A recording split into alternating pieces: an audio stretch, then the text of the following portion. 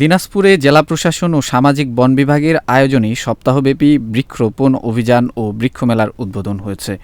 পরিকল্পিত বনায়ন করি, সবুজ বাংলাদেশ গড়ি এই স্লোগানকে সামনে রেখে ১৯ জুলাই ২০২৫ শনিবার বিকেলে দিনাজপুর ঐতিহাসিক গৌড়ে শহীদ বড় ময়দানে জেলা প্রশাসন ও সামাজিক বন বিভাগ দিনাজপুরের আয়োজনে দিনাজপুর জেলা বৃক্ষরোপণ অভিযান এবং বৃক্ষমেলা ২০২৫-এর শুভ উদ্বোধন করা হয়েছে।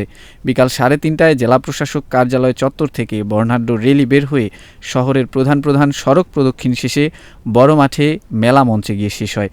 এরপর ফিতা কেটে ও বেলুন ফেস্টুন উড়িয়ে সপ্তাহব্যাপী বৃক্ষমেলার উদ্বোধন করেন প্রধান অতিথি জেলা প্রশাসক জনাব রফিকুল ইসলাম ও বিশেষ অতিথি জেলা পুলিশ সুপার মোহাম্মদ মারুফাত হুসাইন। এছাড়া উপস্থিত ছিলেন দিনাজপুরের অতিরিক্ত জেলা প্রশাসক সার্বিক মোহাম্মদ রিয়াজউদ্দিন। এরপর মেলা মঞ্চে বৃক্ষরোপণ অভিযান ও বৃক্ষমেলার উদ্বোধনী অনুষ্ঠানে আলোচনা সভায় প্রধান অতিথির বক্তব্য রাখেন জেলা প্রশাসক রফিকুল ইসলাম। একটা করে গাছ লাগাই তাহলে প্রায় ৩৫ লক্ষ গাছ হবে।